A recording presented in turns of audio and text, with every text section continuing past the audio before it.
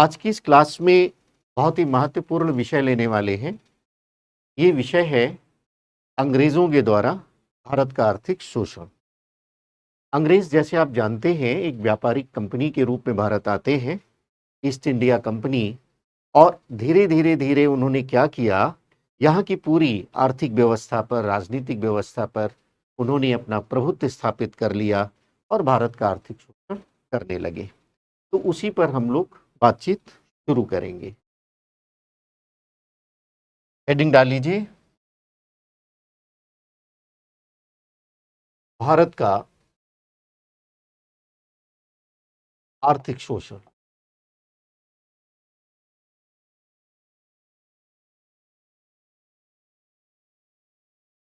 बहुत ही महत्वपूर्ण विषय है। Economic exploitation of India. अगर उसको आप अपने टॉपिक के अंतर्गत देखें, जिस पर बात करने वाले हैं, उस शब्द को या उस एक शब्द को जो इस पूरे टॉपिक को डिफाइन करेगा, वह शब्द है उपनिवेशवाद, कोलोनियलिज्म। उस पर हम लोग बातचीत करेंगे। तो आप वह भी लिख सकते हैं, उपनिवेशवाद।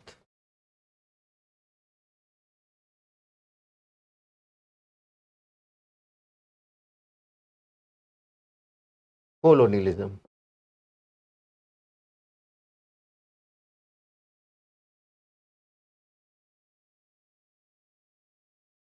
इस टॉपिक में हम किन किन पहलुओं पर आपसे बातचीत करेंगे, उसको पहले हम जान लेते हैं।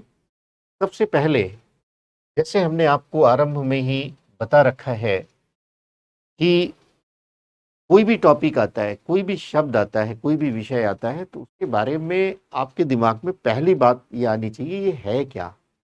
जैसे मान लेते राष्ट्रवाद आता है, क्या है राष्ट्रवाद। मान लेते प्रजातंत्र आता है, क्या है प्रजातंत्रवाद। समाजवाद क्या है, मार्क्सवाद क्या है। ये बात जरूर आना चाहिए। आईएएस बनने के लिए या सिविल सेवा में जाने के लिए आपके कॉन्सेप्ट क्लियर हो।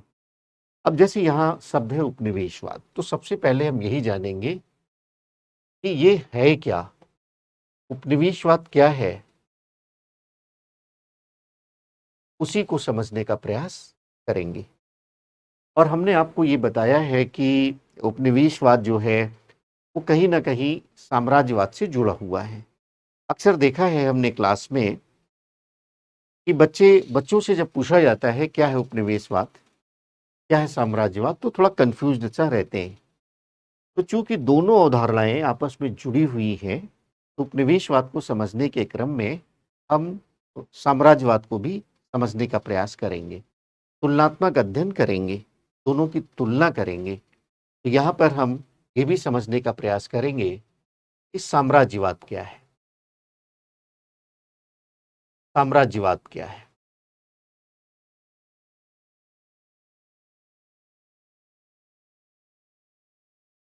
उसकी बात करेंगे। यानी उपनिवेशवाद और साम्राज्यवाद दोनों की तुलना करेंगे, हम कंपैरिजन करेंगे, क्या डिफरेंस है दोनों में। एक सिक्के के जैसे दो पहलू होते हैं, एक सिक्के के दो जो छोर होते हैं, कुछ उस तरह की बात है। उसको समझने का प्रयास करेंगे, क्या दोनों एक हैं या अलग हैं। अगर दोनों एक होते तो अलग अलग नाम क्यों होता। तो कहीं ना कहीं समानता होते हुए भी कुछ अंतर होगा, उसकी चर्चा हम करेंगे। उसके बाद हम लोग बातचीत करेंगे जो ये कॉलोनिज्म है, इसके फेजेस के बारे में बात करेंगे। अंग्रेजों के द्वारा भारत का आर्थिक शोषण। तो ये जो शोषण किया गया है, शोषण के जो तरीके हैं, भारत का जो सरप्लस था, अधिशेष उत्पादन था, उसको कैसे हड़पा अंग्रेजों ने, किस तरह से, किन तरीकों के माध्यम से ये अधिशेष हड़पा गया है, भारत का आर्थिक शोषण किया गया है, उसी के आधार पर चरण बना दिए गए हैं। तो 3 चरणों में उसको हम देखेंगे, उसकी चर्चा हम लोग करेंगे। तो यहाँ पर हम उपनिवेशवाद के फेजेस की बात करेंगे, चरण की बात करेंगे, कौन कौन से चरण हैं उसकी बातचीत हम लोग करेंगे।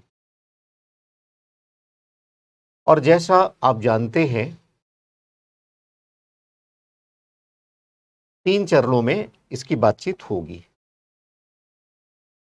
जैसे पहला जो चरण है उसको कहते हैं वाणिज्यिक उपनिवेशवाद।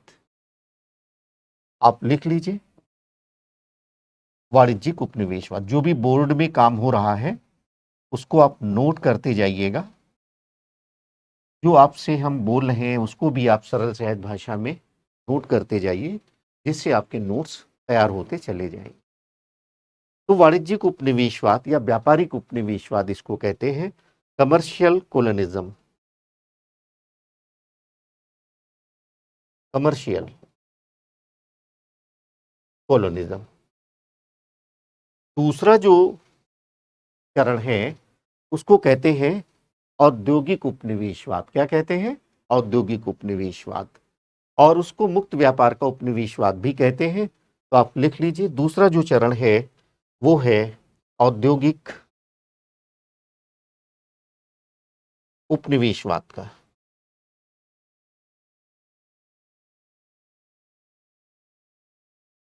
या इसको मुक्त व्यापार का उपनिवेशवाद भी कहते हैं। मुक्त व्यापार का उपनिवेशवाद भी कहते हैं। फ्री ट्रेड कोलोनिज्म के बारे में बात करेंगे, या इंडस्ट्रियल कोलोनिज्म के बारे में बात करेंगे सेकेंड फेज में। इसके बाद जो तीसरा जो चरण है उसको कहते हैं वित्तीय उपनिवेशवाद। तीसरा चरण बड़ा महत्वपूर्ण है, इसको हम देखेंगे वित्तीय उपनिवेशवाद के रूप में, या इसको वित्तीय पूंजीवादी उपनिवेशवाद भी कहते हैं। वह भी शब्द आप नोट कर लीजिए, किसी भी प्रकार से कंफ्यूजन ना हो। वित्तीय पूंजीवादी उपनिवेशवाद, वित्तीय उपनिवेशवाद या वित्तीय पूंजीवादी उपनिवेशवाद, फिनेंशियल कैपिटलिज्म कोलोनिज्म, ऐसा शब्द आप लिख लीजिए, फिनेंशियल।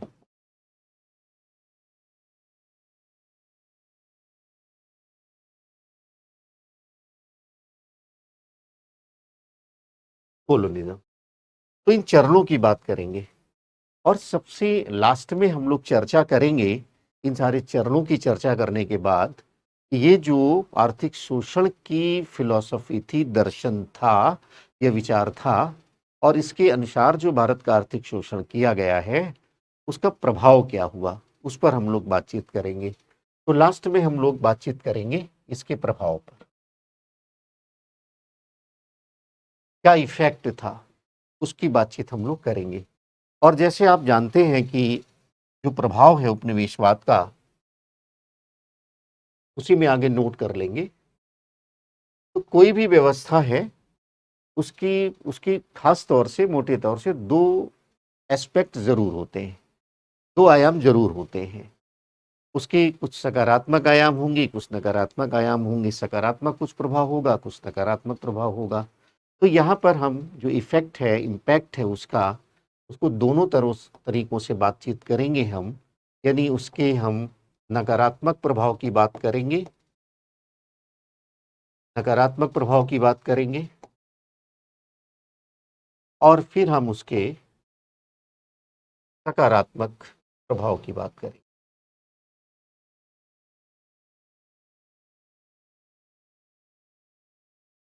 उसके क्या निगेटिव इफेक्ट हुए इंडियन सोसाइटी पर, इंडियन पॉलिटी पर, एंड सो ऑन, और उसके क्या पॉजिटिव इफेक्ट हुए हैं, उसकी हम लोग चर्चा करेंगे। तो आइए हम लोग शुरू करते हैं इस विषय के पहले पहलू पर, पहले आयाम पर, कि उपनिवेशवाद क्या है, साम्राज्यवाद से तुलना हम लोग करेंगे।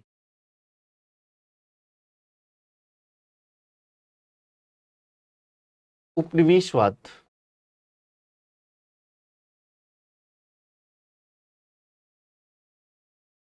और साम्राज्यवाद से तुलना करते हुए इस पर हम लोग काम करें। उपनिवेशवाद को समझने के लिए पहले हम लोग साम्राज्यवाद को समझ लेते हैं, उसको समझना जरूरी होता है। जैसे कॉलोनिज्म, इसको कहते हैं इंपीरियलिज्म।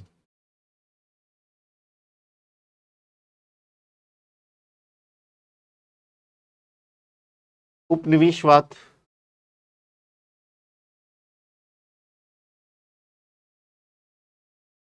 कॉलोनिज्म। तो ये शब्द आपका इंपीरियलिज्म है, लैटिन भाषा का शब्द है, लैटिन का इंपीरियम, इंपीरियम।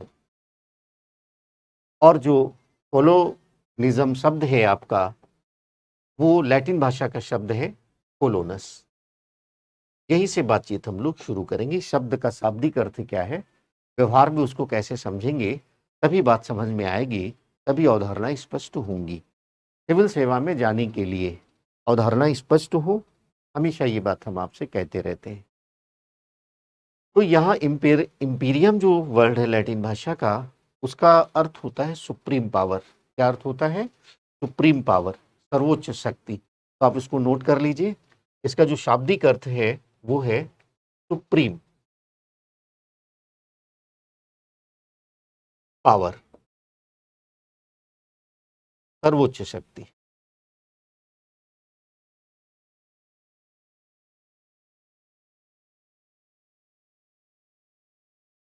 और जो कोलोनस है, उसका जो अर्थ होता है वो है लोगों का बसाव, लोगों की बस्तियां, लोगों का बसना। इस प्रकार का इसका अर्थ आता है, सेटलमेंट ऑफ द पीपल। तो कोलोनस का जो शाब्दिक अर्थ होता है वो है सेटलमेंट ऑफ पीपल। ये इसका अर्थ होता है। अब यहां समझिए, पहले हम साम्राज्यवाद को समझते हैं। साम्राज्यवाद में जैसे इसके शाब्दिक अर्थ की मैंने सर्वोच्च शक्ति की बात की है, तो है क्या साम्राज्यवाद? जो एक विचारधारा है, सामान्य रूप से जैसे साम्राज्यवाद को हम कैसे समझते हैं कि साम्राज्य विस्तार का विचार, साम्राज्य विस्तार की भावना, साम्राज्य विस्तार की नीति, इस तरह से हम लोग डिफाइन करते हैं साम्राज्यवाद को इतिहास के संदर्भ में। तो यहाँ पर क्या है, साम्राज्यवाद को कैसे समझेंगे?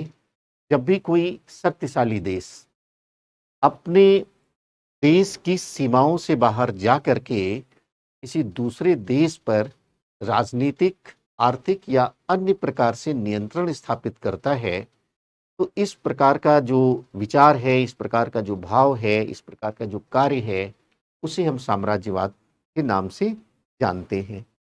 तो मोटे तौर से क्या बात आप समझेंगे? ये बात समझेंगे कि साम्राज्यवाद वह विचारधारा है या वह भावना है या वह कार्य है जिसके माध्यम से या जिससे वशीभूत होकर के कोई शक्तिशाली देश दूसरे देश पर या दूसरे क्षेत्र पर राजनीतिक या अन्य प्रकार से नियंत्रण स्थापित करना चाहता है या नियंत्रण स्थापित करता है, उसे हम साम्राज्यवाद कहते हैं। तो ये तो साम्राज्यवाद हुआ। अब ये जो नियंत्रण है, ये कैसे स्थापित होगा? अब नियंत्रण सेना के माध्यम से होगा या किसी और माध्यम से भी हो सकता है। ये नियंत्रण कूटनीतिक भी हो सकता है, संधि के माध्यम से भी हो सकता है, आर्थिक नियंत्रण हो सकता है, या अन्य तरीकों से भी नियंत्रण किया जा सकता है। तो ये नियंत्रण होना बड़ा आवश्यक है। यद्यपि साम्राज्यवाद में जो प्रत्यक्ष तरीका है वह राजनीतिक नियंत्रण का ही है, लेकिन ये नियंत्रण किसी अन्य प्रकार से भी हो सकता है। धीरे धीरे क्या होगा कि जो साम्राज्यवादी देश है, जिसको हम मातृ देश कहेंगे, जो साम्राज्यवादी देश है, वो अपने नियंत्रण में जो क्षेत्र है उसके अधिकारों को कम करता चला जाएगा और अपना जो नियंत्रण है वो मजबूत करता चला जाएगा। तो इस तरह से हम लोग साम्राज्यवाद को समझेंगे। साम्राज्यवाद के संदर्भ में तमाम विचारक तमाम तरह की बात करते हैं। जैसे मैं एक दो का उल्लेख करता हूँ, आप उनका नाम भी नोट कर लीजिए। जैसे आपने लेनिन का नाम सुना होगा।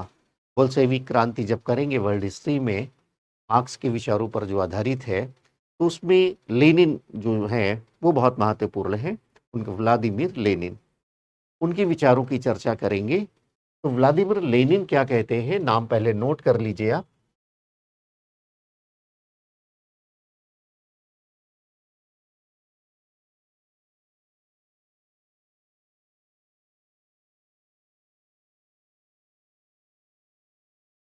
लेनिन, विश्व इतिहास में आप बोल्शेविक क्रांति में इनकी चर्चा करेंगे हम। वहाँ विस्तार से अध्ययन करेंगे। तो लेनिन ने एक पुस्तक लिखी है और उस पुस्तक का नाम है साम्राज्यवाद, the highest stage of imperialism. पुस्तक का नाम लिख लीजिए।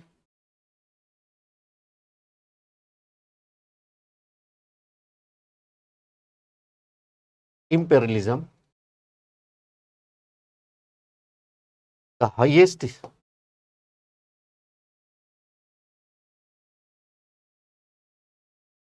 स्टेज ऑफ, नाम को थोड़ा सा सुधार के लिखना है, मैं बोर्ड पे लिख देता हूं।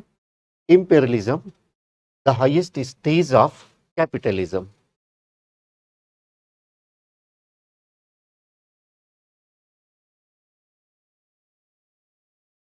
यानी साम्राज्यवाद अगर आप हिंदी में लिखें तो इस पुस्तक का नाम है, यहीं से आपको बात समझ में आ जाएगी। जो उनका निहितार्थ है साम्राज्यवाद, पूंजीवाद का अंतिम चरण, अंतिम चरण, ये पुस्तक का नाम है। यानी व्लादिमीर लेनिन ये बात कहते हैं कि जब देश में पूंजीवाद का विकास होता है तो पूंजीवाद की जो चरम अवस्था है वही साम्राज्यवाद है।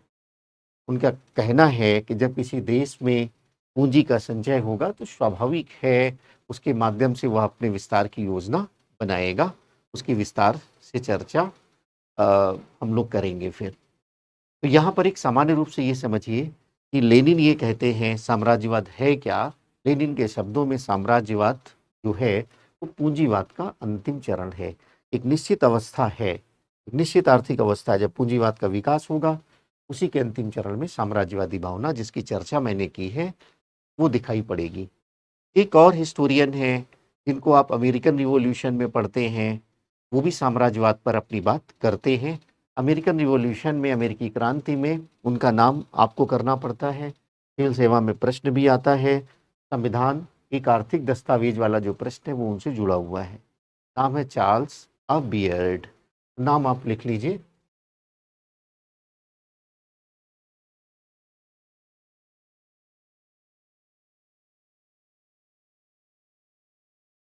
तो बियर्ड साहब क्या कहते हैं,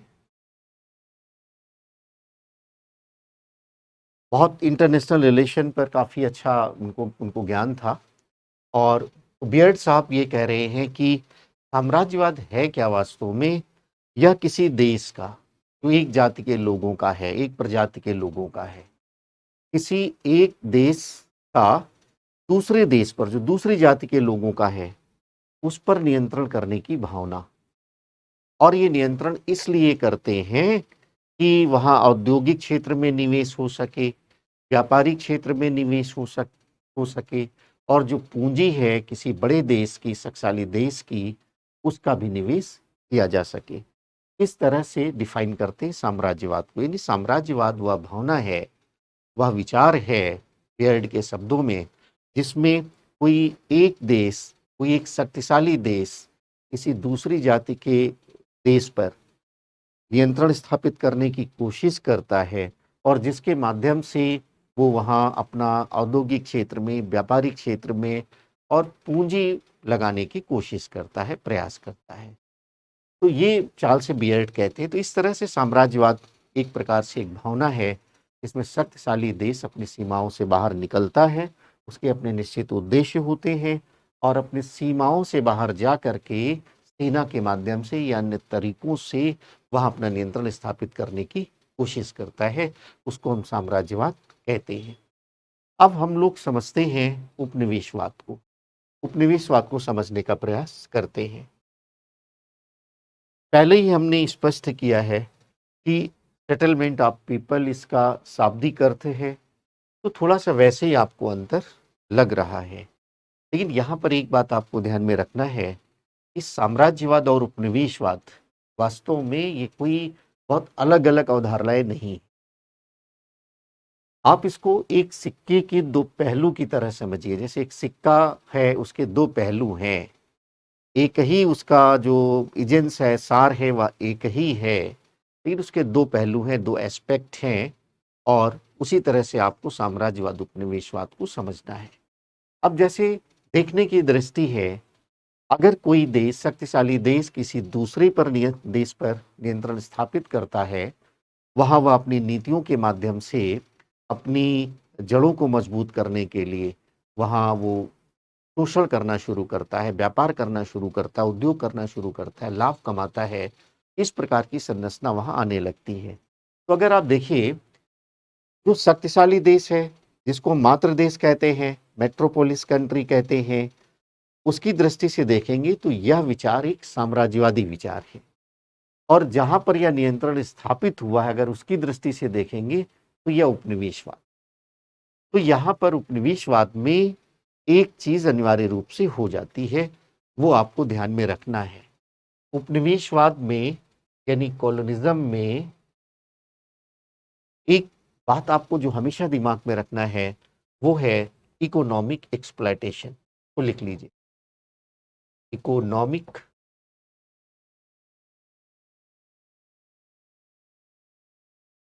एक्सप्लॉयटेशन, ये आप लिख लीजिए, यानी आर्थिक शोषण।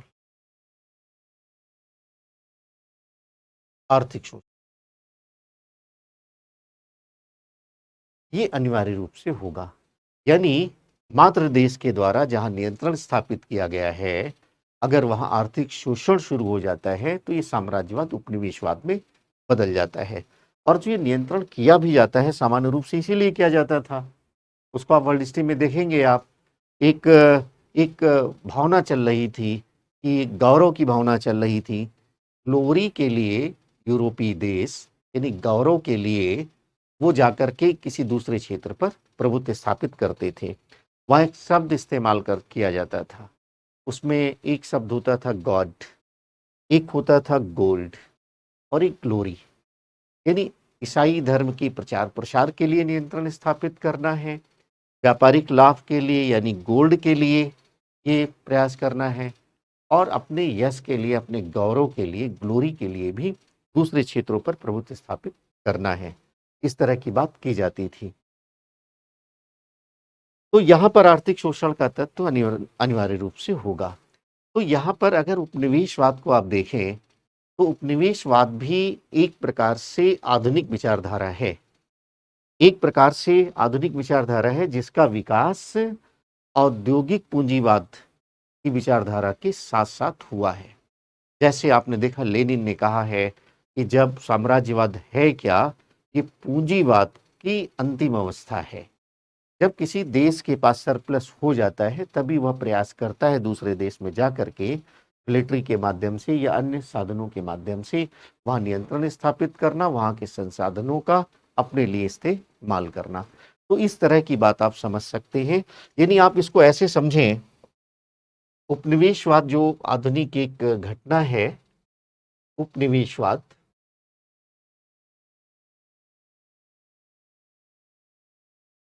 ये आधुनिक घटना है, आधुनिक विचारधारा है।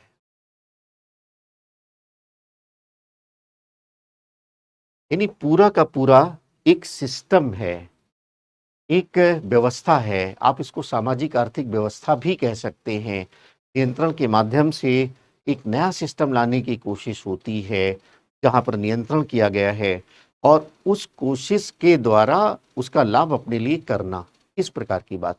यानी उपनिवेशवाद एक प्रकार का हस्तक्षेप है। और ये जो हस्तक्षेप है इनके मध्य है, जो परंपरागत व्यवस्था है, परंपरागत व्यवस्था ट्रेडिशनल वे में जो चला आ रहा है, यानी उसको आप भारतीय संदर्भ में सामंतवादी व्यवस्था कह सकते हैं। और एक पूंजीवादी व्यवस्था, उसको आप विश्व पूंजीवादी व्यवस्था,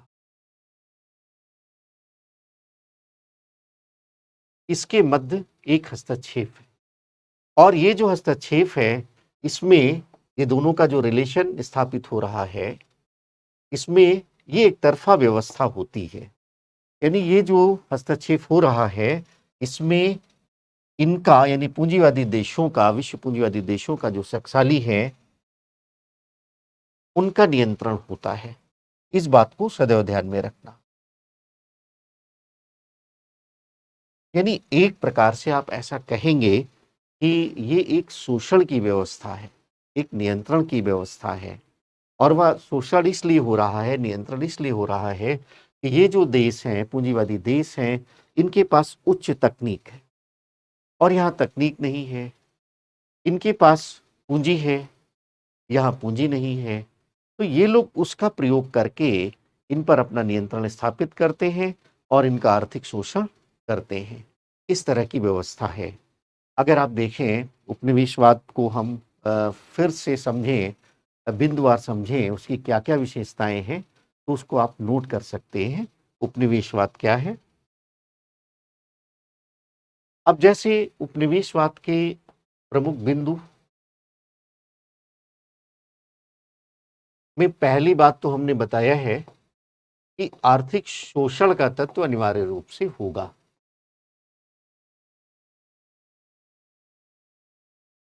ये बिंदु अनिवार्य रूप से होगा, ये आपको दिमाग में रखना है।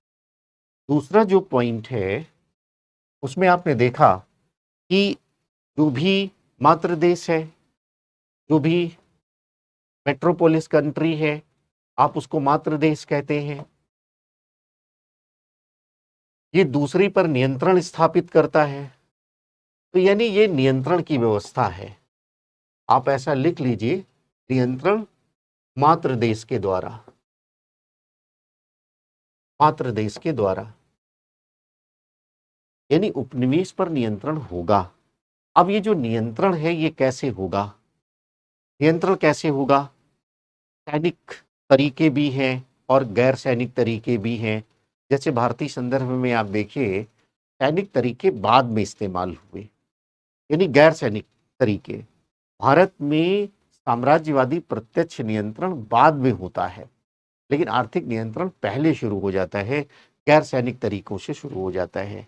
यदि आप अगर उसको इस तरह से कहना चाहें कि भारत में उपनिवेशवाद पहले आया है, साम्राज्यवाद बाद में आया है, आप इस तरह से भी उसको कह सकते हैं। तो नियंत्रण है मातृ देश के द्वारा, और ये नियंत्रण जो है, ये सैनिक तरीके से भी हो सकता है और अन्य तरीके से भी हो सकता है। सामाजिक सांस्कृतिक नियंत्रण होता है, आर्थिक नियंत्रण होता है, कूटनीतिक नियंत्रण होता है, संधियों के माध्यम से नियंत्रण होता है, कैसे भी नियंत्रण हो सकता है। लेकिन जो नियंत्रण है, उस नियंत्रण के माध्यम से जहाँ पर ये नियंत्रण है, जिस क्षेत्र पर है, जिस देश पर है, उसका मात्र देश अपने लिए आर्थिक लाभ ले रहा है, यानी उसमें आर्थिक शोषण का तत्व अनिवार्य रूप से जुड़ा हुआ होगा। यानी उपनिवेशवाद में आर्थिक शोषण का तत्व अनिवार्य रूप से होगा। ये बात आपको दिमाग में रखना है। इसके बाद आप बताएंगे कि यह एक ऐसी व्यवस्था है जिसमें जो परंपरागत व्यवस्था है, लिख लीजिए, परंपरागत व्यवस्था, ये विश्व पूंजीवादी औद्योगिक व्यवस्था से जुड़ती है, औद्योगिक व्यवस्था से जुड़ती है, इसका जुड़ाव होता है, ये इसकी विशेषता होती है। और इस व्यवस्था में क्या होगा कि पूरा का पूरा नियंत्रण होगा विश्व पूंजीवादी देशों का। ये जो नियंत्रण होगा, यह भी आप इसमें कहेंगे, जो बात हमने पहले बताया है कि नियंत्रण वाली व्यवस्था है। इसमें पूंजीवादी देश क्या करेगा कि जिन क्षेत्रों पर नियंत्रण, यानी जो उपनिवेश हैं, उनके संसाधनों का, जैसे उनका एग्रीकल्चर है, उनके उद्योग हैं, उनका उपयोग इस तरह से होगा कि वो उनके लिए लाभकारी हो। यानी जैसे भारत के संदर्भ में अगर मैं बातचीत करूं, तो भारतीय भूमि का, भारतीय कृषि का, भारत के जो हस्तशिल्प उद्योग हैं, जो बागान वगैरह की व्यवस्थाएं यहाँ हैं, उन सब का प्रयोग इस तरह से होगा कि वो मातृ देश को, यानी ब्रिटिश को, वो लाभ पहुंचाए। पूरा का पूरा नियंत्रण होगा। और इसमें जब ये नियंत्रण बढ़ता चला जाता है, तो इस आर्थिक शोषण में जो बाधक तत्व होंगे, उनको बदलने का काम होगा। अगर सामाजिक दृष्टि से बाधक कोई तत्व है, तो उनको बदलने का काम होगा। भारत में अभी आप देखेंगे, जब दूसरे चरण की हम बातचीत करेंगे, उपनिवेशवाद का दूसरा चरण, तो उनके शोषण में सामाजिक व्यवस्था बाधे आ रही है, बाधक आ रही है, बाधा पहुंचा रही है, उसको बदलने की कोशिश हुई। आर्थिक व्यवस्था बदलने की कोशिश हुई, और अगर प्रशासनिक तरीकों की आवश्यकता है तो उसको भी करेंगे। भारतीय संदर्भ में देखेंगे आप, पहले चरण में कहीं कोई प्रशासनिक बदलाव नहीं है बड़े पैमाने पर, लेकिन दूसरे चरण में बड़े स्तर पर बदलाव किए जाते हैं। राजनीतिक नियंत्रण की आवश्यकता होगी तो उसको भी करेंगे, क्योंकि उपनिवेशवाद में आर्थिक शोषण अनिवार्य रूप से होगा, और उसके लिए जो भी जरूरी होगा उस पर नियंत्रण होगा। पूरा का पूरा समाज पर नियंत्रण होगा, राजनीति पर नियंत्रण होगा, संस्कृति पर नियंत्रण होगा, यानी एक तरह से पूरे के पूरे जीवन पर नियंत्रण हो जाता है। साम्राज्यवाद में ऐसा नहीं है। साम्राज्यवाद में क्या है? साम्राज्यवाद में प्रत्यक्ष नियंत्रण का दृष्टिकोण है सामान्य रूप से, यानी उसमें राजनीतिक नियंत्रण पर ज्यादा बल दिया जाता है, और उपनिवेशवाद में समस्त प्रकार के नियंत्रण की बात होती है। इसके बाद एक पॉइंट और लिख सकते हैं कि उपनिवेशवाद में एक बात और होगी, वो है धन का निर्गमन। ये अनिवार्य रूप से होगा, ड्रेन ऑफ वेल्थ।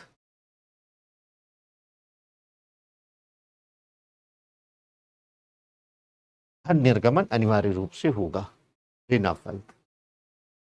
तो जैसे आप अगर भारतीय इतिहास के संदर्भ में बातचीत हम लोग करें, दादा भाई नौरोजी की ड्रेन ऑफ वेल्थ थ्योरी, उन्होंने अपनी पुस्तक poverty and un British rule in India में इसका उल्लेख किया था।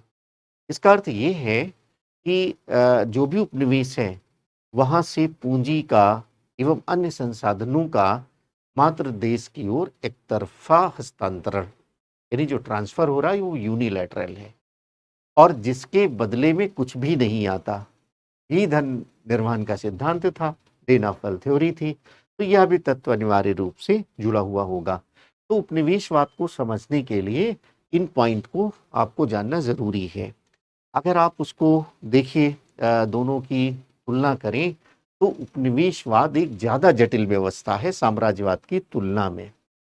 साम्राज्यवाद में हमने जैसे आपको बताया है कि सामान्य रूप से राजनीतिक नियंत्रण पर बल होता है, प्रत्यक्ष नियंत्रण पर बल होता है, लेकिन उपनिवेशवाद में पूरी की पूरी व्यवस्था पर नियंत्रण का दृष्टिकोण होता है, चाहे वह सामाजिक व्यवस्था हो, सांस्कृतिक व्यवस्था हो, राजनीतिक व्यवस्था हो, जो भी मार्ग में बाधाएं पहुंचाएंगी उन पर नियंत्रण किया जाएगा। यानी आप ये कह सकते हैं कि उपनिवेशवाद में पूरे के पूरे जीवन और संस्कृति पर नियंत्रण की व्यवस्था को हम उपनिवेशवाद कह सकते हैं, और साम्राज्यवाद एक तरह से राजनीतिक नियंत्रण की व्यवस्था। तो मोटे तौर से आपको विषय को ठीक ठीक ढंग से समझने के लिए हर जगह ये शब्द आते हैं, साम्राज्यवाद क्या है, उपनिवेशवाद क्या है। वर्ल्ड हिस्ट्री की जब बात करेंगे, इंडियन हिस्ट्री, मॉडर्न हिस्ट्री की जैसे अभी चर्चा कर रहे हैं, हर जगह ये शब्द आएंगे, तो इनको समझना बहुत ज़रूरी होता है। तो आपने देख लिया, इनको नोट भी कर लेंगे, इनको सब नोट कर लेंगे। उपनिवेशवाद वाले टॉपिक में कैसे आर्थिक शोषण हुआ है, उसमें उपनिवेशवाद क्या है, साम्राज्यवाद क्या है, और दोनों की तुलनात्मक ढंग से हमने व्याख्या की है। अब हम लोग इसके चरणों की बात करेंगे, इसके फेजेस की बात करेंगे। अब ये चरण कैसे आ रहे हैं? जब ये आर्थिक शोषण का अध्ययन हुआ, और भारत में जैसे पहली बार आरंभ में तो स्वायत्त प्रजातिता के सिद्धांत पर विश्वास था, व्हाइटमैन बर्डन थ्योरी, कि अंग्रेज तो हमारे कल्याण के लिए है, जो वो दावा कर रहे थे हमारे आरंभिक राष्ट्रवादी नेता भी तो उसको मान रहे थे। मॉडरेट्स, उदारवादी, उनको विश्वास था, अंग्रेजों की न्यायप्रियता के सिद्धांत पर उनको विश्वास था। उनका कहना था कि अंग्रेज यहाँ से चले जाएंगे तो भारत में अव्यवस्था फैल जाएगी, इसलिए अंग्रेजों का रहना जरूरी है। वो जिस प्रकार की मानसिकता डाल रहे थे लोगों में, उसमें काफी हद तक सफल थे अंग्रेज। और बहुत बहुत समय बाद जैसे दादा भाई नौरोजी जब उसको ड्रेन ऑफ वेल्थ थ्योरी में स्पष्ट करते हैं, तो हमारे राष्ट्रवाद को बहुत बल मिलता है, एक नया आधार मिलता है, और राष्ट्रीय आंदोलन बहुत तीव्र गति से आगे बढ़ता है। तो इसको अगर हम चर्चा करें, मार्क्स कहता है कि ये जो शोषण का जो तरीके हैं, ये सामान्य रूप से दो चरणों की वो बात करते हैं। एक व्यापारिक चरण की बात करते हैं, औद्योगिक चरण की बात करते हैं। लेकिन यहाँ पर जो चरण है उसको आपको कैसे एग्जाम में करना है, कौन सा मत लिखना है, कितने चरण आपको लिखना है, वो थोड़ा सा जानना जरूरी है। ये तो हमने स्पष्ट किया है कि 3 चरणों में आपको बात लिखनी है, लेकिन ये बात कहाँ से आ रही है इसको भी आप थोड़ा सा देख लीजिए। उपनिवेशवाद के चरण, फेजेज ऑफ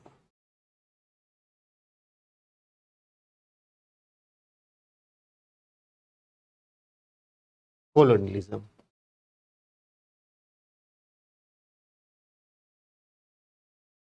तो उपनिवेशवाद के चरण जो है उसमें एक लेखक है आरपी दत्ता साहब, उनका नाम आप लिख लीजिए, रजनी पाम दत्त। उन्होंने एक पुस्तक लिखी, उस पुस्तक का नाम था इंडिया टुडे। और इंडिया टुडे में, इंडिया टुडे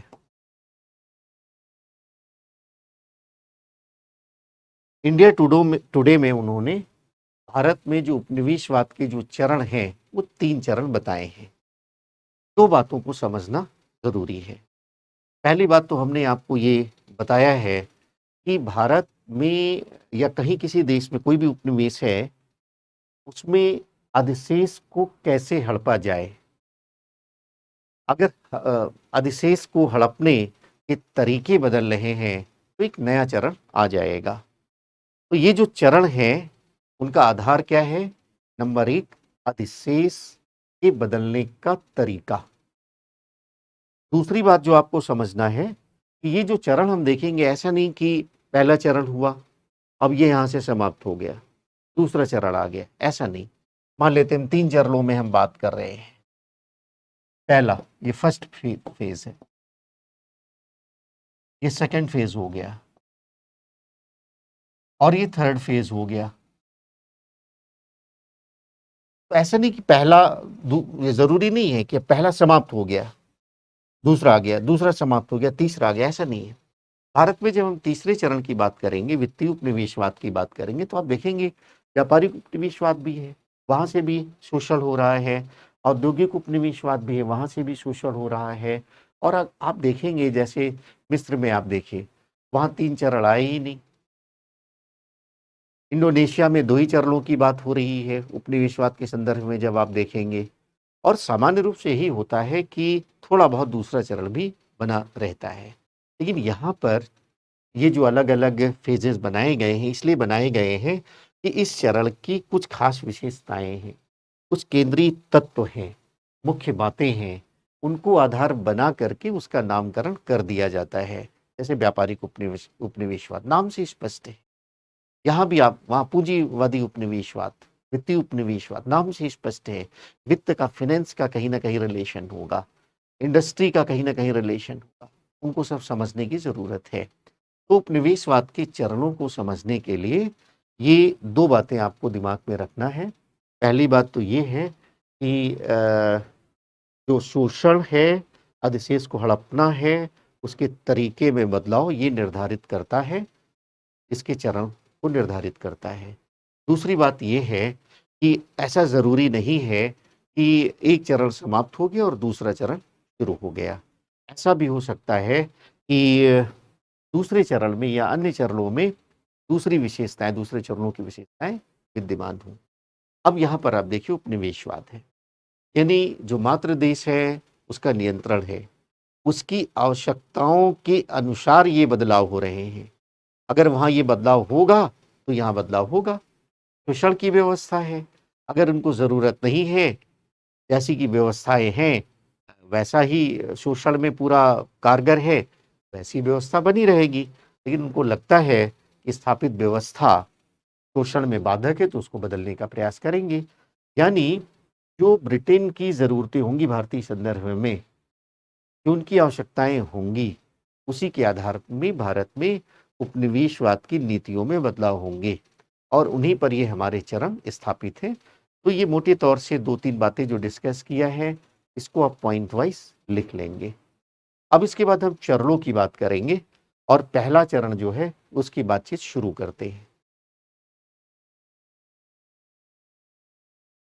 उपनिवेशवाद का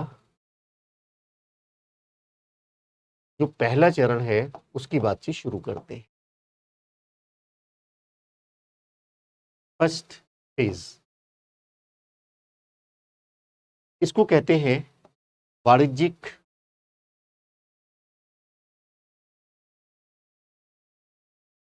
या व्यापारिक उपनिवेशवाद। नोट करते जाइएगा, नोट सब बनाते रहिएगा। सिविल सेवा के विद्यार्थियों को बहुत मेहनत की जरूरत होती है, जितना भी करेंगे आप वो कमी है, ऐसा आपको दृष्टिकोण रखना है। तो पूरा नोट्स प्रिंटेड मटेरियल से भी आप अपना अध्ययन करें और अपना जो वैचारिक विकास है उसको और मजबूत बनाएं। लेकिन ये सारा नोट करना है। क्लास में जितनी भी चर्चा करते हैं, जितने बिंदुओं की चर्चा करते हैं, वो आपके एग्जाम के लिए पर्याप्त है। आप जानते हैं लिमिटेड वर्ड्स में आपको लिखना होता है, 200 शब्दों में आपको लिखना होता है, और कहीं कहीं जो स्टेट वगैरह में है 150 शब्दों में बात होती है जीएस के संदर्भ में। 200-150 शब्दों के लिए अगर आप क्लास के नोट्स ही बना लेते हैं तो ये हजारों शब्द हो जाते हैं।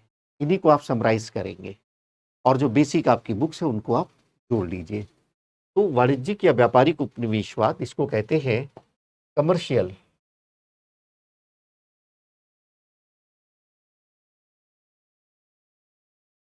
कोलोनिज्म, उसकी बात हम लोग करेंगे। इसका जो समय है, इसका समय है 1757 से लेकर के 1813 तक का समय है। ये पहला फेज है, 1757 से 1813 तक है। यानी भारत का जो आर्थिक शोषण है ये मुख्य रूप से प्लासी के बाद शुरू होता है। पहले क्या था, व्यापारिक कंपनी है, व्यापार कर रही है और अपने व्यापारिक उद्देश्यों के लिए कभी कभी वो दबाव दे करके विशेष सुविधाएं प्राप्त कर रहे हैं, और उसमें थोड़ा बहुत करप्शन के माध्यम से थोड़ा बहुत दबाव दे करके शोषण शुरू हो चुका है। लेकिन जो बहुत ठोस तरीके से शोषण है वो प्लासी के युद्ध के बाद से ही होता है। तो यहाँ पर आप देखिए प्लासी का युद्ध 1757, और उसके बाद आप देखिए बक्सर का युद्ध, ध्यान से समझ लीजिए। ये आपका प्लासी हो गया और ये आपका 1765 बक्सर हो गया। अब 1757 में किस तरह से वो बंगाल के नवाब बदल रहे हैं ये आपने देखा।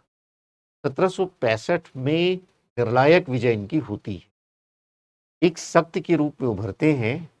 एक संभावना आई है कि अंग्रेज भारत में शासन कर सकते हैं, क्योंकि उन्होंने नवाब को हरा दिया था। चाहते वो गद्दी हथिया लेते, लेकिन उन्होंने कठपुतली नवाबों को बिठाना उचित समझा। और क्यों उचित समझा उसकी चर्चा इन टॉपिक्स में हम विस्तार से करेंगे। अब यहाँ पर रेफरेंस हमको लेना है अपने विषय के लिए। 1765 में बक्सर का युद्ध आता है, निर्णायक विजय होती है। यानी जो संभावना वहाँ पैदा हुई थी, संभावना पैदा हुई थी कि अंग्रेज शासन कर सकते हैं, अब यहाँ ये निश्चित हो गया कि अंग्रेज शासन करेंगे। इलाहाबाद की संधियाँ होती हैं, और आप जानते हैं कि उस समय अवध के नवाब से संधि हो रही है, मुगल बादशाह से संधि हो रही है, और मुगल बादशाह से संधि का होना, अवध के नवाब के साथ संधि का होना, अब यानी भारत में इनको कोई रोकने वाला नहीं है। मराठे हैं, आगे 1813 में आप देखेंगे उनको भी 1818 में फाइनली उनको भी हरा देते हैं, तो निर्बाध हो जाते हैं। और शोषण की ये जो व्यवस्था है ये बहुत विस्तार से अपना शोषण करते हैं। उसके लिए जो ज़रूरी राजनीतिक नियंत्रण वगैरह है वो सब लाने की कोशिश करते हैं। अगले चरण में हम बातचीत करेंगे। तो यहाँ पर इन दोनों को आपको ध्यान में रखना है।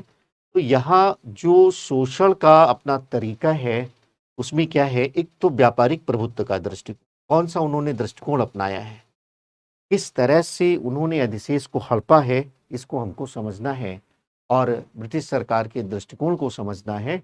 एक तो व्यापारिक प्रभुत्व का दृष्टिकोण, यानी व्यापार के माध्यम से व्यापार कर रहे हैं। ईस्ट इंडिया कंपनी व्यापारिक कंपनी है, और इसमें उनका दृष्टिकोण ये है कि व्यापारिक प्रभुत्व हो। अब व्यापारिक प्रभुत्व कैसे होगा, ये उन्होंने क्या किया है ये आपको समझना होगा। और दूसरा जो पॉइंट है, इनका दृष्टिकोण जो है वो प्रत्यक्ष लूट का दृष्टिकोण, प्रत्यक्ष प्रत्यक्ष लूट का दृष्टिकोण।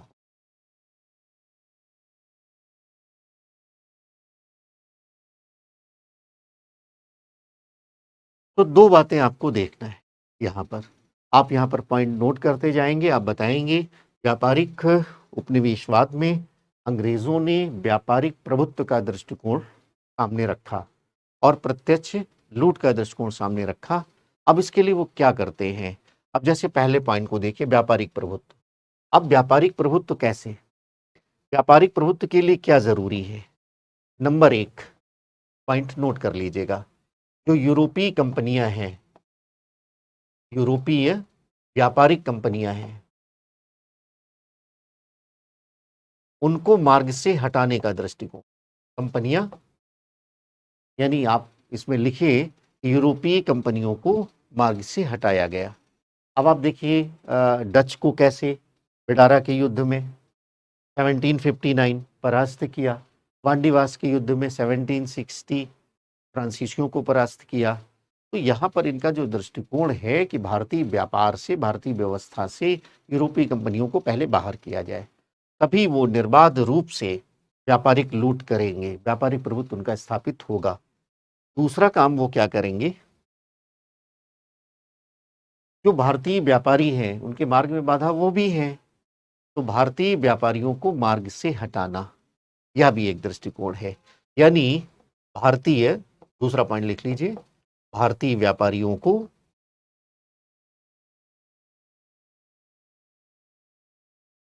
मार्ग से हटाना,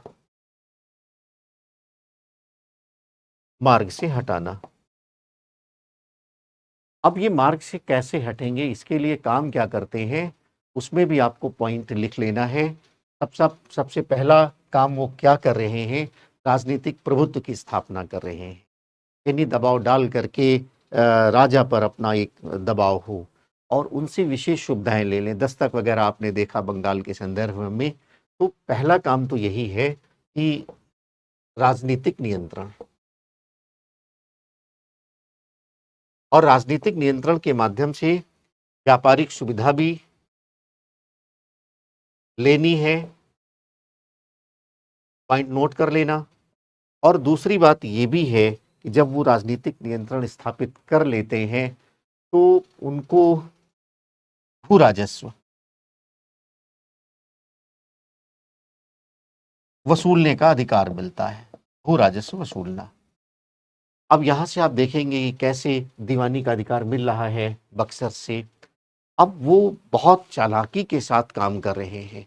पहले जैसे उनको बुलियन लाना होता था भारत में व्यापार करने के लिए, सोना चांदी लाना होता था, सोना चांदी, और यहाँ से वस्तुएं ले जाएंगे, उसके बदले में भारत में सोना चांदी आएगा, उससे लाभ वो कमा रहे थे। लेकिन अब ऐसी आवश्यकता ही नहीं है और वो कह रहे हैं कि जो राजस्व उन्होंने वसूला उससे अपना व्यापार किया और सोना चांदी लाने की आवश्यकता ही नहीं है।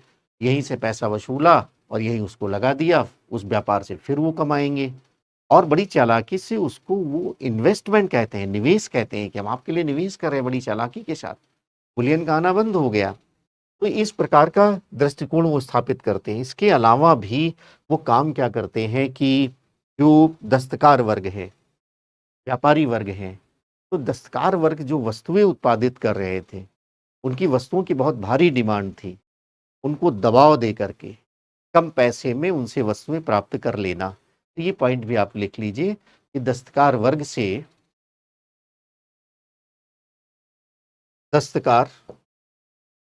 वर्ग पर दबाव दे करके कम पैसे में वस्तुओं को प्राप्त करना, ये उनका दृष्टिकोण है। तो इस तरह से वो अपना दृष्टिकोण अपना रहे हैं। अब यहाँ पर इस तरह का दृष्टिकोण वो लेकर आते हैं, इस तरह के कार्य कर रहे हैं और उसके माध्यम से यहाँ अधिशेष को हड़प रहे हैं। यानी अधिशेष कैसे हड़प रहे हैं पहले चरण में, उसको अगर आप देखें, ये जो पहला चरण आपका है इसमें अधिशेष यानी जो सरप्लस है उसमें हड़पने के तरीके क्या हैं, हड़पने के तरीके उनको आप देखिए।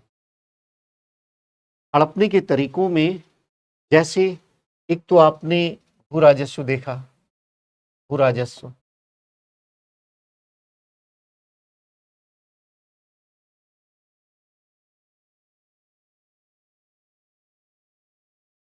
पहले उन्होंने इजारेदारी व्यवस्था और उसको पहले निश्चित वर्षों के लिए 5 साला, फिर 10 वर्ष और बाद में स्थायी बंदोबस्त कर दिया, यानी निश्चित आमदनी उनको मिले, आय बढ़ाने की कोशिश कर रहे हैं वो अपना।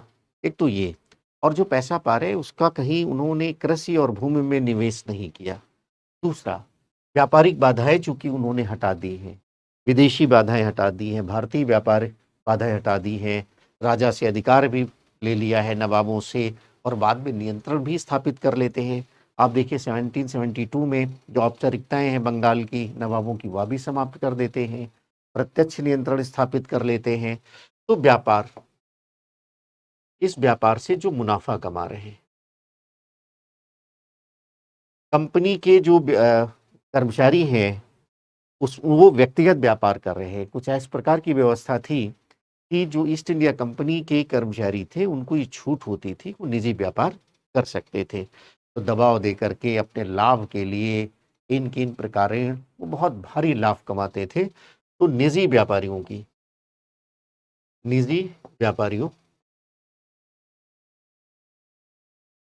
के लाभांश भ्रष्टाचार के द्वारा, दस्तक का दुरुपयोग कर रहे हैं, अन्य तरीके अपना रहे हैं, भ्रष्टाचार के द्वारा लूट कर रहे हैं। और इसके अलावा एक हमने शब्द और इस्तेमाल किया है, आरंभ में दृष्टिकोणों में चर्चा किया है, प्रत्यक्ष लूट का दृष्टिकोण।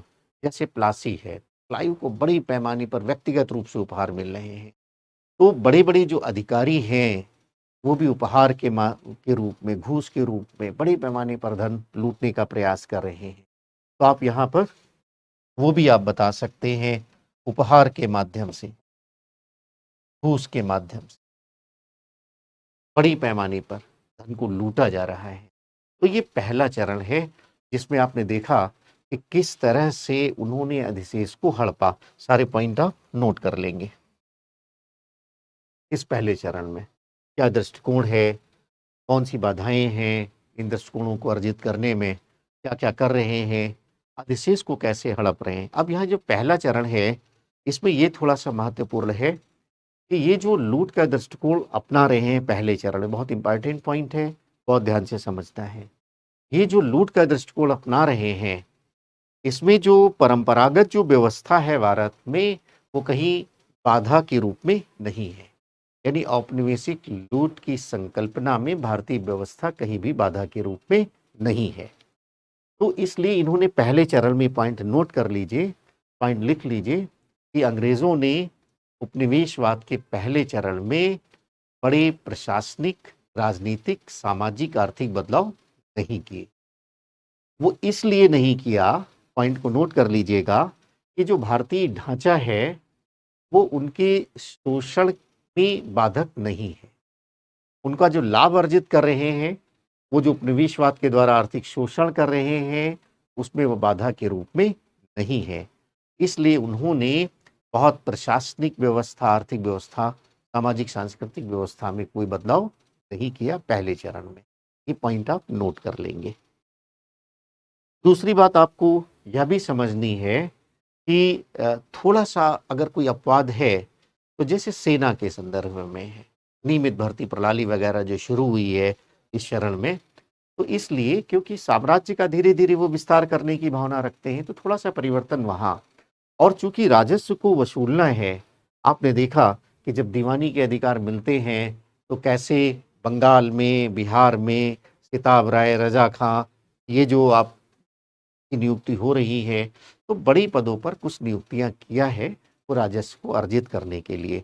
लेकिन कोई प्रशासनिक विस्तार, कोई न्यायालयों का विस्तार या अन्य प्रकार की नीतियां इसलिए लेकर नहीं आते हैं क्योंकि अभी उनको शोषण करने में कोई परेशानी नहीं हो रही। तो ये आपका पहला चरण है, विस्तार से हमने आपसे बातचीत की है, कैसा उन्होंने दृष्टिकोण अपनाया है, कैसी नीतियां लेकर आए हैं, वो सारी बात हमने की है आपसे। अब हम लोग बातचीत करेंगे उपनिवेशवाद का दूसरा चरण। हेडिंग डाल लीजिए, उपनिवेशवाद दूसरा चरण, सेकेंड फेज की बात करें, और जिसका नाम हमने आपको बताया है उसको कहते हैं औद्योगिक उपनिवेशवाद।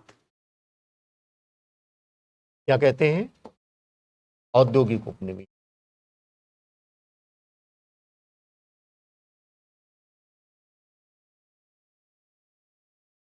या एक शब्द और हमने आपको बताया है, व्यापारिक, मुक्त व्यापार,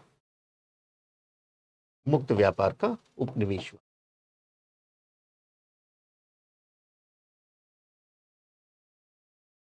तो इसको आपको देखना है, इंग्लिश में भी आप इसको लिख लीजिए, टर्मिनोलॉजी आपको पता होना जरूरी है। इंडस्ट्रियल, इंडस्ट्रियल या free trade, free trade, industrial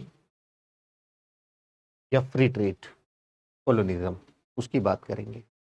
और इसका जो टाइम पीरियड है वो है 1813 से लेकर के 1860 तक, ये दूसरा चरण। तो ये तो बेसिक इंफॉर्मेशन हुआ कि दूसरा चरण उसको क्या कहते हैं, औद्योगिक उपनिवेशवाद कहते हैं या मुक्त व्यापार का उपनिवेशवाद कहते हैं, कब से कब तक है, 1813 से लेकर के 1860 ईस्वी तक है, ये दूसरा चरण हो जाता है। अब यहाँ आपको समझने की जरूरत है, अब नया चरण आया है, यानी कि अधिशेष हड़पने का तरीका बदल रहा है। नया चरण आया है, इसका अर्थ ये है कि जो ब्रितानी आवश्यकताएं हैं, जरूरतें हैं, वो बदल रही हैं और अपनी आवश्यकताओं के अनुरूप फिर से उनको भारत को एक नए तरीके से ढालना है। इसलिए उपनिवेशवाद का एक नया चरण हो रहा है, सामने आ रहा है। भारत का जो शोषण है, शोषण करने के तरीके इस चरण में बदल जाएंगे। अब वो क्या है उसको थोड़ा सा समझने की आवश्यकता है। जैसे यहाँ पर आप देखिए, शब्द है औद्योगिक उपनिवेशवाद या मुक्त व्यापार का उपनिवेशवाद। तो इसको थोड़ा सा देखिए। जैसे आप वर्ल्ड हिस्ट्री का आप अध्ययन करेंगे या आपने किया होगा, वर्ल्ड हिस्ट्री में एक टॉपिक आता है इंडस्ट्रियल रिवॉल्यूशन। क्या नाम है? इंडस्ट्रियल रिवॉल्यूशन, यानी उसको हिंदी में कहेंगे औद्योगिक क्रांति। बड़ा महत्वपूर्ण विषय है विश्व इतिहास का। तो इंग्लैंड में क्या हो रहा है कि 18वीं शताब्दी के उत्तरार्ध में इंडस्ट्रियल रिवॉल्यूशन हुआ, औद्योगिक क्रांति हुई।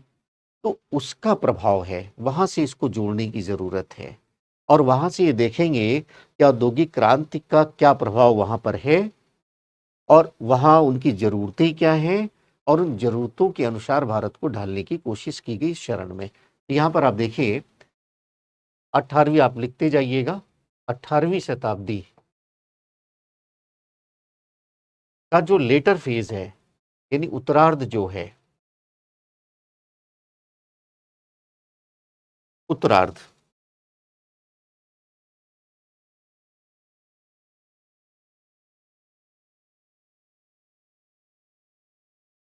इसमें आप देखेंगे इंग्लैंड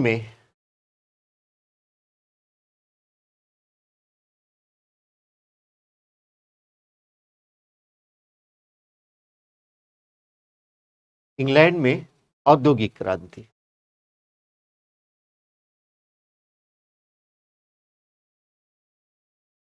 औद्योगिक क्रांति यानी अब जो हस्तशिल्प उद्योग हैं उनके स्थान पर मशीनों के द्वारा उत्पादन शुरू हो गया। मशीनों पर आधारित उद्योग धंधे शुरू हो गए, बड़े पैमाने पर उत्पादन हो रहा है, शीघ्र उत्पादन हो रहा है, सस्ते दामों पर उत्पादन हो रहा है। यानी उत्पादन और उत्पादन के तरीकों में आमूलचूल बदलाव हो जाता है, डिस्ट्रीब्यूशन सिस्टम में आमूलचूल बदलाव हो जाता है, उसका जो प्रभाव है वो बहुत ज़्यादा हो जाता है। इसलिए इस घटना को हम रिवॉल्यूशन कहते हैं, औद्योगिक क्रांति कहते हैं।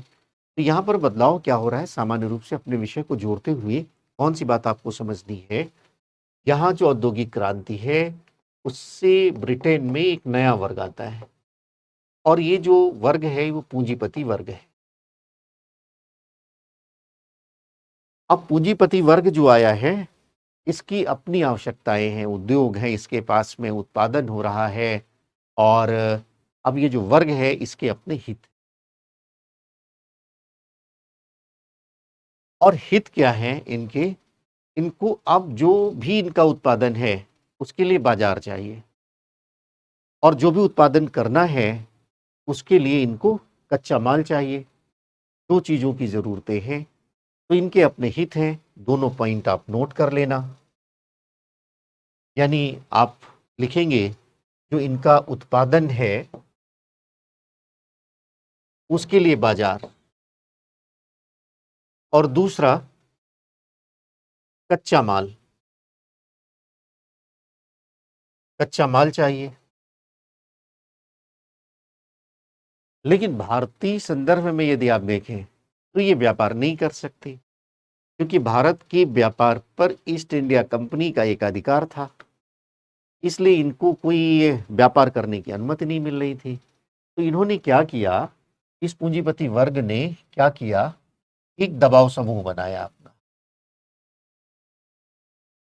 जैसे आप जानते हैं कि एक वर्ग बन जाता है पूंजीपति वर्ग, वो, और ये वर्ग चालक शक्तियां है। जैसे आप इतिहास को समझेंगे, मार्क्सवादी दृष्टिकोण में आप देखेंगे कि ये जो उनके अनुसार ये जो वर्ग हैं, ये जो क्लास है, ये इतिहास की चालक शक्तियां हैं, इतिहास को आगे बढ़ाने का काम करती हैं।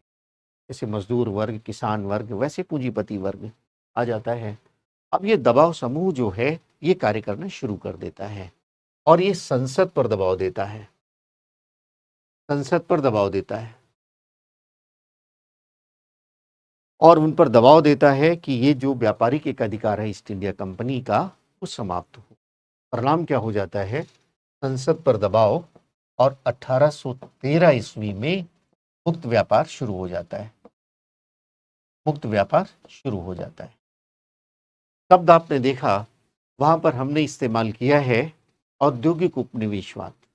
आप देखिए कैसे औद्योगिक क्रांति का प्रभाव, या मुक्त व्यापार का उपनिवेशवाद, ये शब्द हमने लिया है क्योंकि मुक्त व्यापार के माध्यम से अब शोषण होगा भारत का। 1813 का जब आप संवैधानिक विकास का अध्ययन करते हैं तो उसमें आप देखते हैं कि 1813 के अधिनियम में फ्री ट्रेड की संकल्पना आती है भारतीय संदर्भ में। यद्यपि 2 बातें आपको ध्यान में रखनी पड़ती हैं, एक तो चाय का व्यापार, चाय के व्यापार पर ईस्ट इंडिया कंपनी का प्रभुत्व बना रहता है, और दूसरा जो है वो चीन के साथ व्यापार, चीन के साथ व्यापार पर भी उसका नियंत्रण बना रहता है। तो ये 2 बातें एक अपवाद है, और कुल मिलाकर के फ्री ट्रेड की संकल्पना लागू कर दी जाती है। दबाव समूह लगातार बढ़ रहा है, और दबाव समूह जो लगातार बढ़ रहा है उसका प्रभाव होता है। और 1833 में लिख लीजिएगा, पूर्ण रूप से मुक्त व्यापार, पूर्ण रूप से मुक्त व्यापार की संकल्पना स्थापित होती है। अब यहां पर देखिए, अब भारत एक उपनिवेश है, और इस उपनिवेश को वहां की जरूरतों के अनुसार यूज करना है, जरूरतों के अनुसार इसका प्रयोग करना है। अब क्या है कि ये जो शोषण करने के तरीके बदलेंगे, यानी इनको ऐसी व्यवस्था चाहिए कि वहां का जो उत्पादन है उसकी खपत हो, और यहां से कच्चा माल बाहर जाए। तो भारत को ऐसे उपनिवेश के रूप में विकसित किया जाएगा जिससे ये दोनों हित ब्रिटिश सरकार के पूरी हो जाए। भारत में उनका उत्पादन की खपत हो जाए, और नंबर 2, यहाँ से कच्चे माल की निर्बाध व्यवस्था हो जाए। तो अब क्या है कि ये अपनी आवश्यकताओं के लिए भारतीय ढांचे को बदलने का काम करेंगे, क्योंकि इनके उत्पादन सब लोग कैसे खरीदेंगे, अंग्रेजी ज़रूरतों के अनुसार की वस्तुएं, जो अंग्रेजी आवश्यकताएं हैं उसके अनुसार वहाँ उत्पादन हो रहा है, तो कैसे परचेज करेंगे, तो कुछ ना कुछ बदलना होगा।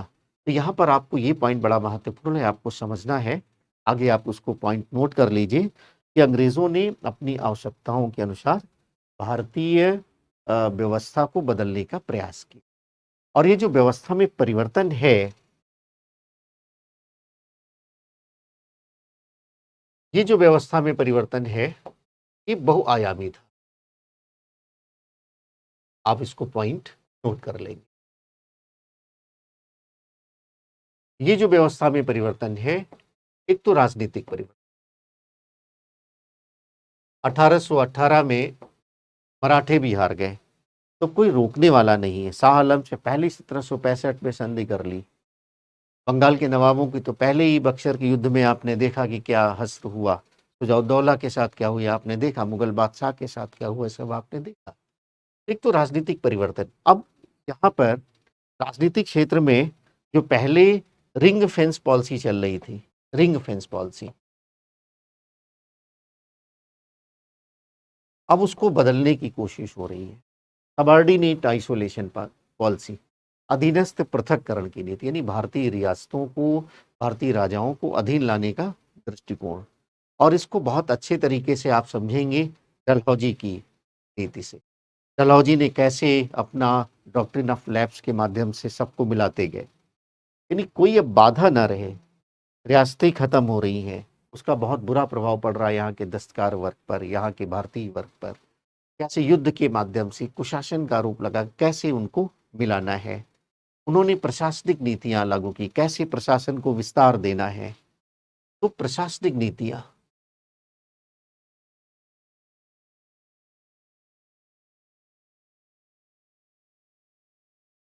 प्रशासन का विस्तार किया। आप देखिए इस काल में कैसे वो डाक तार व्यवस्था की स्थापना कर रहे हैं, कैसे रेल की व्यवस्था शुरू हो रही है, इसलिए कि कच्चा माल जो है वो गांव से बंदरगाहों तक पहुंचे, और जो उत्पादन है वो बंदरगाहों से नगरों तक पहुंचे, अंदरूनी भागों में पहुंचे। और भी उद्देश्य है रेलवे के विकास का। वो अपना सैनिक नियंत्रण करना चाहते हैं, प्रशासनिक नियंत्रण करना चाहते हैं, लेकिन मूल उद्देश्य आर्थिक ही है। तो प्रशासनिक विस्तार वो अपना कर रहे हैं, सड़कें वगैरह बनवा रहे हैं, परिवहन के साधन बना रहे हैं अपने लिए, प्रशासन का विस्तार कर रहे हैं। इसके अलावा वो सामाजिक सांस्कृतिक नीतियां लागू कर रहे हैं।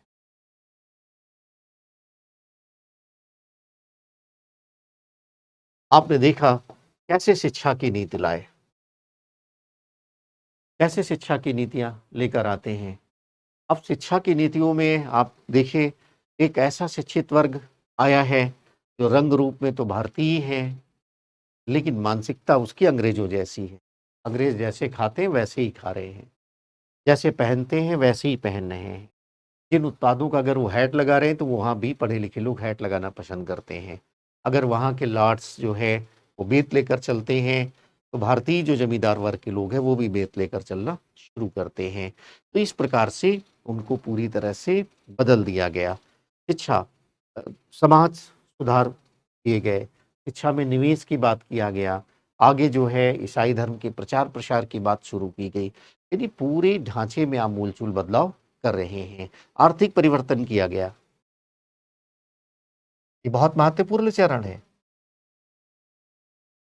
कैसे आपने देखा, पहले चरण में देखा राजस्व को कैसे प्राप्त करने के लिए उन्होंने तमाम व्यवस्थाएं, महालवाड़ी, रैयतवाड़ी, स्थायी बंदोबस्त, इजारेदारी वगैरह सब लेकर आते हैं, और उन्हीं उन्हीं व्यवस्थाओं के माध्यम से और शोषण करना है।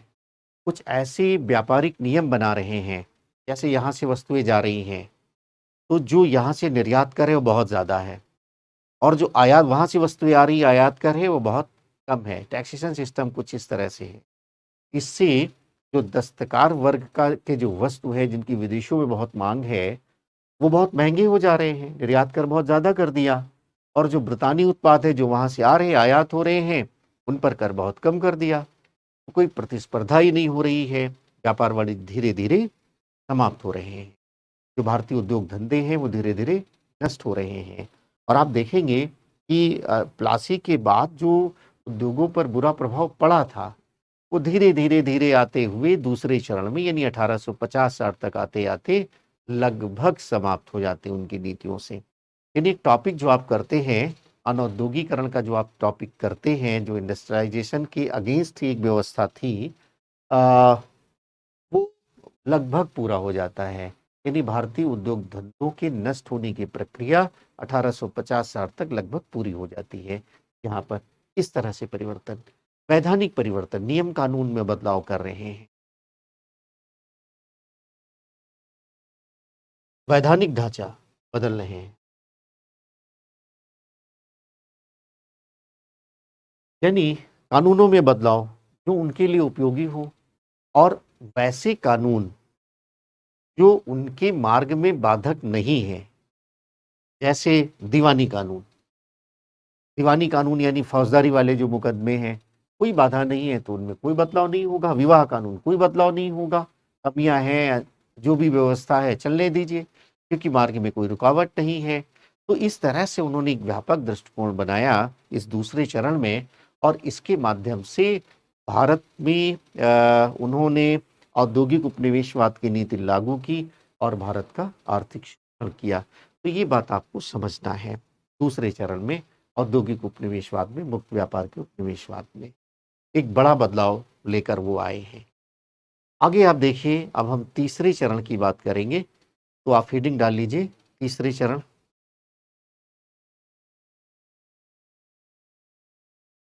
जो तीसरा आपका फेज है, तीसरा जो चरण है, उसकी बात हम लोग करते हैं। वो है आपका वित्तीय उपनिवेशवाद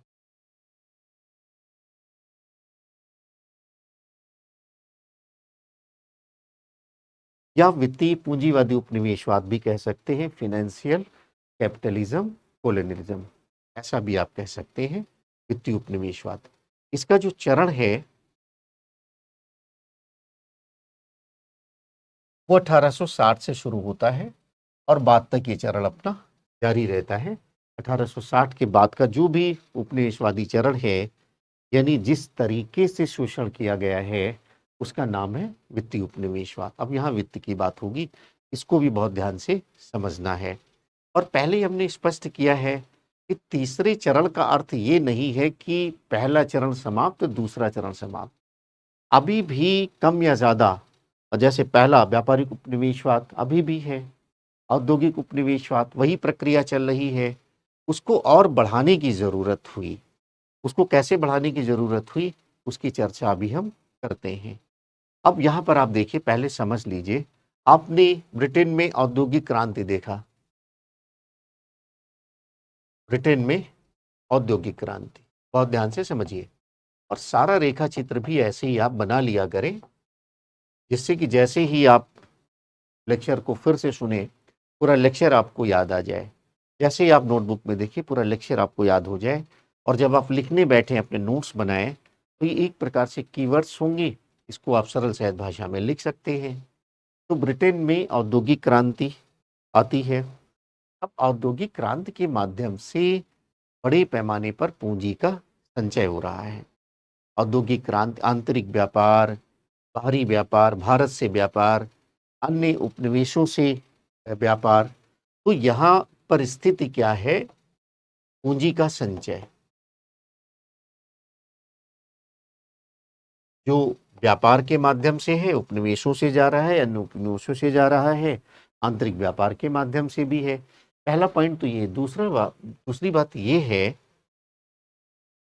कि अब ये जो औद्योगिक क्रांति है, औद्योगिक क्रांति बहुत ध्यान से समझना, औद्योगिक क्रांति, इसका प्रसार हो गया है, औद्योगिक क्रांति का प्रसार हो गया है। और ये जो औद्योगिक क्रांति है,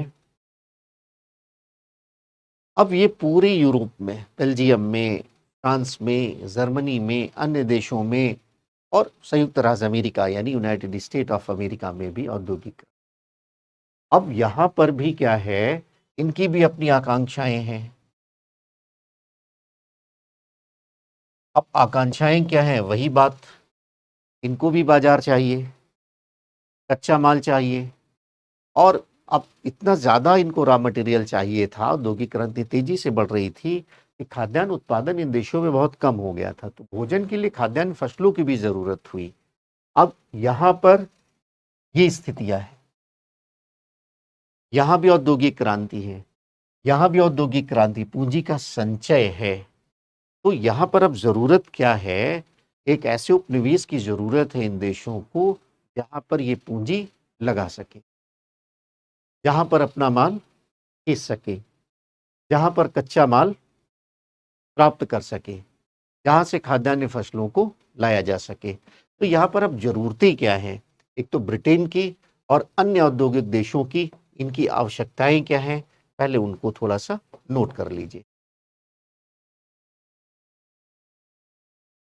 आवश्यकताएं क्या हैं, पहले उनको थोड़ा सा देखिए। पहली ज़रूरत तो ये है पूंजी का निवेश। और पूंजी का सुरक्षित निवेश, पूंजी का सुरक्षित निवेश, पूंजी भी लगे और बचत भी हो, गारंटेड इन्वेस्टमेंट हो, कुछ ऐसा। दूसरा जो है आवश्यकता क्या है, बाजार की जरूरत है। तीसरी जरूरत क्या है, कच्चा माल की जरूरत है। और चौथी आवश्यकता क्या है, चौथी आवश्यकता है खाद्यान्न की जरूरत। ये आवश्यकताएं हैं। अब इसके अनुसार ये वर्ग भी काम कर रहा है, ब्रिटेन भी काम कर रहा है, वो भी काम कर रहा है। तो होता क्या है कि पूरे विश्व में एक अंतरराष्ट्रीय प्रतिस्पर्धा शुरू हो जाती है, फिर से एक नई दौड़ शुरू हो जाती है।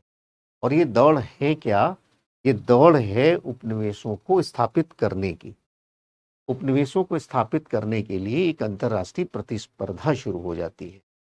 अब ब्रिटेन के लिए जरूरी क्या है, ब्रिटेन के लिए जरूरी ये है कि भारत को ऐसे उपनिवेश के रूप में डेवलप किया जाए। ध्यान से समझिएगा, इस परिस्थिति में, परिस्थिति की चर्चा मैंने किया है, आप इसको नोट भी कर सकते हैं। अब ब्रिटेन की जरूरत ये है कि पूंजी के लिए सुरक्षित जगह हो भारत। और नंबर दो, वह अपने इस उपनिवेश को इस अंतरराष्ट्रीय प्रतिद्वंदिता से बचाने का दृष्टिकोण लेकर आएंगे। यानी भारत में नीतियां फिर से प्रतिक्रियावादी हो जाएगी। कोई यूरोपीय कंपनी, कोई यूरोपीय देश पैठ ना बना ले, आसपास ना आ जाए, इसलिए उसके लिए भी प्रयास शुरू हो गया होगा। तो इस चरण में क्या किया अंग्रेजों ने कि भारत को इस प्रकार से विकसित किया जिसमें उनकी पूंजी का सुरक्षित निवेश हो और भारत अंतरराष्ट्रीय प्रतिद्वंदिता से, अंतरराष्ट्रीय प्रतिस्पर्धा से जो बाजार के लिए हो रही है, उपनिवेशों के लिए हो रही है, उससे भी सुरक्षित बनाए रखने का दृष्टिकोण। अब यहाँ पर होगा क्या कि ऐसी व्यवस्था बनाने की कोशिश होगी कि उनकी पूंजी का सुरक्षित निवेश हो। आप पॉइंट को नोट कर लेना, यहाँ पर काम क्या हो रहा है। इसके लिए जरूरी ये हो रहा है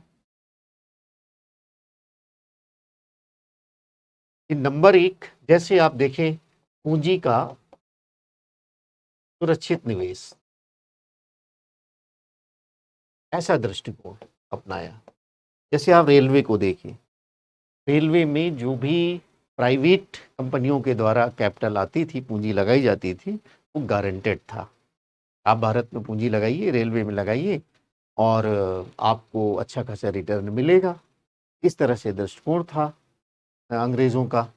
और इसके अलावा भी उसमें जैसे बागान वगैरह हैं, अब बागान वगैरह में भी उनको बहुत विस्तारित किया गया, बहुत विस्तारित किया जा रहा था, उसमें भी पूंजी का निवेश हो रहा है, कच्चा माल भी उनको मिलता रहे, ऐसा दृष्टिकोण है। दूसरा आप देखिए यहाँ पर कि अंग्रेज़ों ने कुछ ऐसा काम किया कि भारतीय संसाधनों का, भारतीय पूंजी का जो है, उसका प्रयोग अपने बाहरी उपनिवेशों में अपने हितों को संरक्षित करने के लिए किया। इसलिए किया कि कहीं दूसरे देश ना आने पाए। जैसे जर्मनी अपनी विस्तारवादी योजना कर रहा था, वो इराक तक रेल लाइन लाना चाहता था, तो भारतीय उपनिवेश खतरे में ना पड़े, इसलिए उन्होंने काम क्या किया कि भारतीय संसाधनों का, सेना का उपयोग इराक के इलाके में किया, यहाँ के संसाधनों का प्रयोग। ये भी एक्सप्लॉयटेशन है, भारतीय संसाधनों का उपयोग हो रहा है, वो अपने लिए कर रहे हैं। दक्षिण अफ्रीका में किया, वहां पर मिस्र के क्षेत्र में किया, भारतीय संसाधनों का प्रयोग इस तरह से कर रहे हैं। तो दूसरा पॉइंट ये भी है कि भारतीय किस तरह से शोषण हो रहा है भारत का, इसको आपको देखना है। उपनिवेशवाद में हमको जो चरण हम पढ़ रहे हैं कि कैसे अधिशेष को हड़पा जा रहा है, कैसे यहाँ के संसाधनों को, यहाँ की पूंजी को कैसे वो अपने लिए प्रयोग कर रहे हैं, इसको हम लोग समझ रहे हैं। तो यहाँ पर पहला पॉइंट तो ये देखा। उसके बाद देखा भारतीय संसाधनों का, खासतौर से पूंजी का और सेना का, अपने साम्राज्य को सुरक्षित बनाए रखने के, साम्राज्य को सुरक्षित बनाए रखने के, ऐसा दृष्टिकोण लेकर आते हैं इस चरण में। और इसको पाने के लिए करते क्या है, इनकी जो पॉलिसीज़ हैं, अब जैसे इस समय जिस तरह की बातचीत चल रही है, शिक्षा व्यवस्था आ रही है, नए-नए विचार आ रहे हैं, प्रगतिशील विचार आ रहे हैं, मानवीय विचार आ रहे हैं, शिक्षा पद्धति के माध्यम से, तो उदारवादी व्यवस्था की स्थापना होनी चाहिए। लेकिन इनको पाने के लिए, इन हितों को पाने के लिए भी जो आवश्यकताएँ जिनकी चर्चा मैंने किया, उनको पाने के लिए अब उदारवादी व्यवस्था नहीं, बल्कि एक प्रतिक्रियावादी व्यवस्था भारत में लाई जा रही है। एक प्रतिक्रियावादी नीति का अनुसरण किया जा रहा है। और ये जो प्रतिक्रियावादी नीति है, इसमें क्या है कि उन्होंने कुछ बातों पर बहुत बल दिया। उसको थोड़ा-सा देखिए। जैसे इन नीतियों को आप ऐसे भी समझ सकते हैं, जैसे आप लिटन की नीति को देखिए। कैसे कैसे भारतीयों में को दमन करने के लिए कैसे परिषद नियम ला रहे हैं, कैसे यहाँ के संसाधनों का उपयोग अफ़गान युद्ध में कर रहे हैं, कि रसिया ना आने पाए इधर, वहाँ अपने हितों को सुरक्षित बनाने का दृष्टिकोण है। इस तरह से कार्य आप देख रहे हैं। आप डफरिन को देख सकते हैं, आंग्ल-बर्मा युद्ध में कैसे नियंत्रण स्थापित किया जा रहा है, भारत के चारों ओर अपने भारतीय संसाधनों का प्रयोग करके, जिससे भारतीय जो उपनिवेश है, वो सुरक्षित बना रहे। आगे आप इस प्रकार की प्रतिक्रियावादी नीतियाँ आप देख सकते हैं, कर्जन के समय में। कैसे उन्होंने नीतियाँ अपनाई हैं, उसको वहाँ पर आप देख सकते हैं। तो इस तरह से इस चरण में उन्होंने ऐसा दृष्टिकोण अपनाया है, जिसके माध्यम से भारतीय अधिशेष को हड़पा जा सके। तो ये तो आपके चरण हुए। अब हम लोगों ने बड़े विस्तार से ये पढ़ लिया है कि उपनिवेशवाद क्या है, साम्राज्यवाद से तुलना भी कर ली और उपनिवेशवाद में जो आर्थिक शोषण का तत्व है, इसके माध्यम से जो यहाँ का सरप्लस हड़पा जा रहा है, जो यहाँ हड़पने की का प्रयास किया जा रहा है, जैसे-जैसे तरीके बदल रहे हैं, वैसे-वैसे चरण बदल रहे हैं और उन चरणों को भी हमने देख लिया है। पहले चरण को देख लिया है, दूसरे चरण को देख लिया है, तीसरे चरण को देख लिया है। अब आगे हम लोग इसके प्रभाव की बातचीत करेंगे, जो बहुत महत्वपूर्ण है आपके लिए, उसको हम लोग देखते हैं। आइए हेडिंग डाल लेते हैं, उपनिवेशवाद,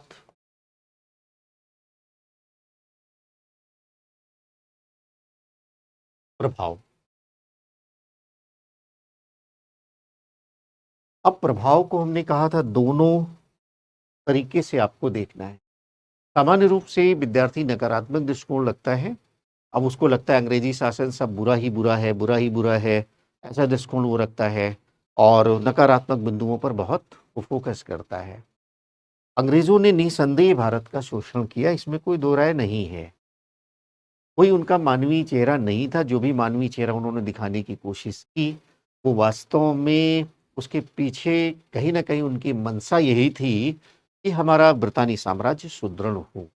हमारे ब्रितानी हित पूरे हों, ऐसी उनकी मंशा थी। जैसे आप शिक्षा व्यवस्था में देख सकते हैं, कहीं कहीं से भी उनका कोई मानवीय दृष्टिकोण नहीं था। उनको कम पैसे में क्लर्क चाहिए थे, उनको ऐसे व्यक्ति चाहिए थे कि बाहर से देखने में भारतीय हों, लेकिन मानसिकता अंग्रेज़ों जैसी हो। उसकी चर्चा अभी हमने किया है, तो कहीं से नहीं है, लेकिन फिर भी उन्होंने ऐसे कुछ कार्य कर दिए चाहे या अनचाहे तरीके से उनके प्रभाव बहुत रचनात्मक भी होते हैं, उसकी चर्चा भी हम यहाँ करेंगे। तो दोनों तरीकों से हम इस पहलू को देखने का प्रयास करेंगे। तो यहाँ पर पहले हमारा है कि कैसे नकारात्मक प्रभाव क्या हैं, उसकी चर्चा करेंगे। इसमें जैसे आप देखिए, आप आरंभ से देखिए और ख़ास तौर से प्लासी के युद्ध के बाद से देखिए, कैसी नीतियाँ ला रहे हैं अंग्रेज़, कैसे राजस्व की नीतियाँ ला रहे हैं, कैसा उसका बुरा प्रभाव किसानों पर पड़ रहा है। तो कृषि पर बुरा प्रभाव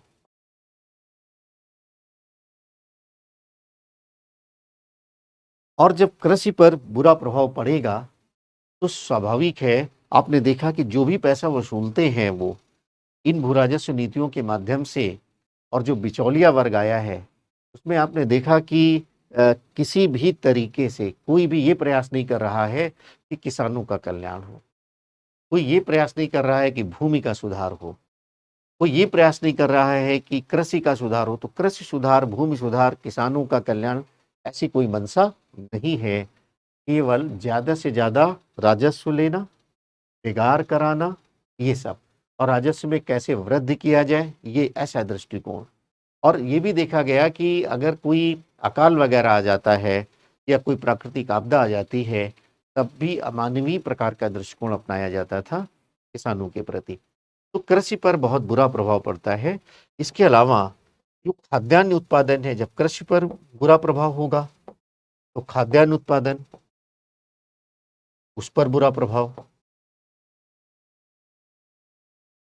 और जब खाद्यान्न उत्पादन ही कम हो जाएगा, आप देखिए कृषि का वाणिज्यीकरण, लगातार नकदी फसलों का उत्पादन हो रहा है, खाद्यान्न फसलों का उत्पादन वैसे भी कम हो जाएगा। तो उसका प्रभाव क्या होता था कि जब अकाल वगैरह की स्थिति आती थी, तो बहुत भुखमरी के कारण बहुत ज़्यादा लोगों की मृत्यु हो जाती थी। कहा भी जाता है कि भारत में अंग्रेज़ों के काल में अकाल तो प्राचीन काल में भी आते रहे हैं। वैदिक में भी चर्चा है, दुर्भिक्ष की चर्चा है वैदिक साहित्य में, गौर में विस्तार से चर्चा है, प्राचीन काल में भी है, मध्य काल में है। लेकिन जिस प्रकार की मानवीय क्षति अंग्रेज़ों के काल में हुई है, उस प्रकार की मानवीय क्षति वहाँ नहीं दिखाई देती। और इसका सीधा-सा कारण क्या था? प्राकृतिक कारण तो था ही। अकाल आ गया, ओलावृष्टि हो गया, अतिवृष्टि हो गया, अनावृष्टि हो गया, टिड्डियों का हमला हो गया। अकाल के यही सब कारण हुआ करते थे। लेकिन उसको बहुत भीषण बनाने में जो सबसे बड़ी भूमिका थी, वो संस्थागत थी। अब इन नीतियों से खाद्यान्न उत्पादन है ही नहीं, और जो भी हो रहा था उसमें व्यापारी, अंग्रेज व्यापारी, लाभ का दृष्टिकोण, भारतीय व्यापारी जो भी उस समय कर रहे हैं, लाभ का दृष्टिकोण, ऐसी व्यवस्था, तो खाद्यान्न उत्पादन पर बुरा प्रभाव, जिससे भुखमरी की स्थिति पैदा हो जाती थी। भुखमरी की स्थिति। इसके अलावा जो किसान है, वो धीरे धीरे करके भूमिहीन हो जाते हैं। भूमिहीन, राजस्व बहुत ज्यादा है, अगर वो राजस्व नहीं दे पाते हैं तो भूमि को जब्त कर लिया जाता है। कोई सुनवाई नहीं प्रशासन में, कोई सुनवाई नहीं न्यायालयों में, सारे कानून उन्हीं के फेवर में हैं, जमींदारों के फेवर में, साहूकारों के फेवर में हैं। अंग्रेजों ने इस प्रकार का सिस्टम बना रखा था। तो किसान भूमिहीन हो जाते हैं, और धीरे धीरे क्या है कि ये मजदूर बन जाते हैं। इसके अलावा भी जो दस्तकार वर्ग है,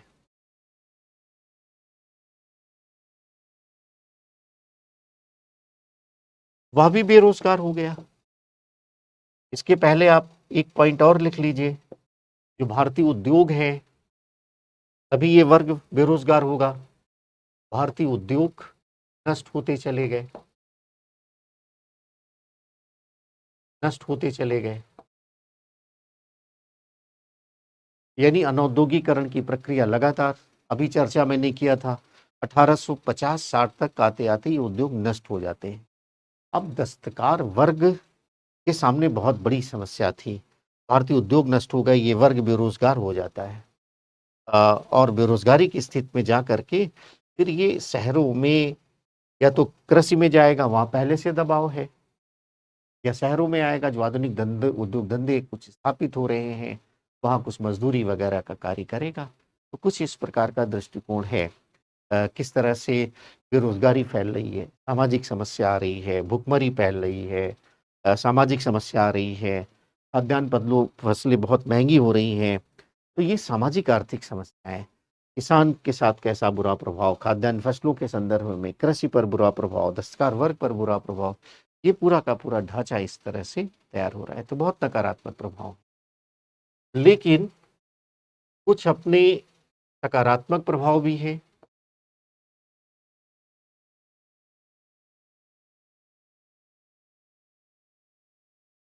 कुछ अपने सकारात्मक प्रभाव भी हैं, उनको भी देखने की आवश्यकता है। सकारात्मक प्रभाव में, अब सकारात्मक प्रभाव में क्या है, उनको आप देखें। पहला पॉइंट तो आप यही लिख सकते हैं कि ठीक है, पहले की जो व्यवस्था है वो नष्ट हुई, लेकिन अगर उसको आप बड़े निष्पक्ष ढंग से मूल्यांकन करें तो पहले की व्यवस्था सामंतवादी व्यवस्था है।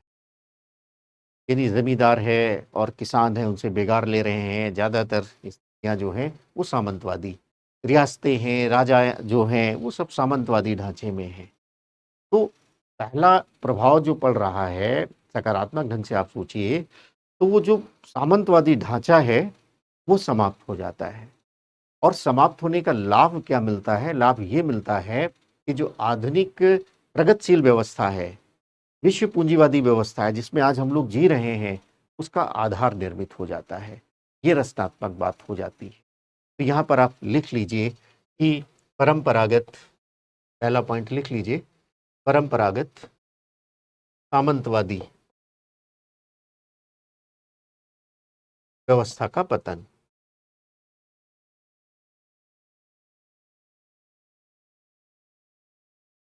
परंपरागत सामंतवादी व्यवस्था का पतन। दूसरा पॉइंट आप लिख लीजिए कि विश्व पूंजीवादी औद्योगिक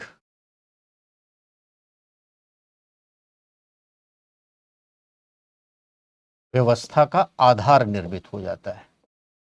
पॉइंट पूरा लिख लीजिएगा, आधार निर्मित हो जाता है। वीडियो क्लास में, लाइव क्लास में सीमाएं होती हैं शब्दों की, ऑफलाइन में तो आप विस्तार से लिखवा दीजिए बच्चों को, और यहाँ पर आप उसको आप पॉइंट को पूरा कर लीजिएगा, भाषा पूरी कर लीजिएगा। अब यहाँ से क्या होता है, एक नया वर्ग भी आ रहा है, एक पूंजीपति वर्ग आ रहा है भारत में। आप लिख लीजिए, एक नए वर्ग का विकास, पूंजीपति वर्ग का विकास, और पूंजीपति वर्ग आगे जाकर के भारतीय राष्ट्रीय आंदोलन में भी महत्वपूर्ण भूमिका निभाता है। और आगे आप देखिए स्वदेशी आंदोलन में फिर पूंजीपति वर्ग और बढ़ चढ़ करके हिस्सा लेता है। एक नए वर्ग का विकास, नई व्यवस्था आने से उपनिवेशवाद भी जो सब चेंजेस हुए हैं हमने देखा है, प्रशासनिक वगैरह, सामाजिक वगैरह, वहां से आप देखिए एक नए शिक्षित वर्ग का विकास,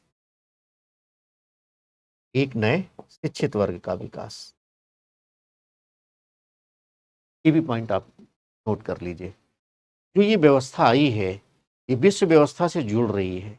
शिक्षा के माध्यम से यहाँ के लोग तमाम आधुनिक विचारों से परिचित हो रहे हैं, प्रगतिशील विचारों से परिचित हो रहे हैं। तो यहाँ पर एक पॉइंट और नोट कर लीजिए, आधुनिक, ये सब सकारात्मक में लिख लीजिएगा, आधुनिक एवं प्रगतिशील विचारों से परिचित हुए। ये अब जो भी नीतियां आपने देखा है, आर्थिक नीतियां आई हैं तो एक जैसी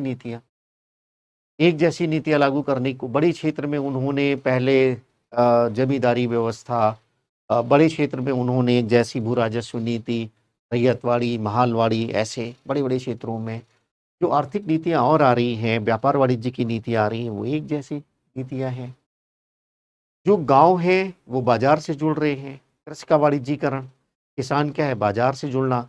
अब बाजार से जुड़ने का अर्थ तो ये हुआ ना कि वो विश्व पूंजीवादी व्यवस्था से जुड़ रहा है।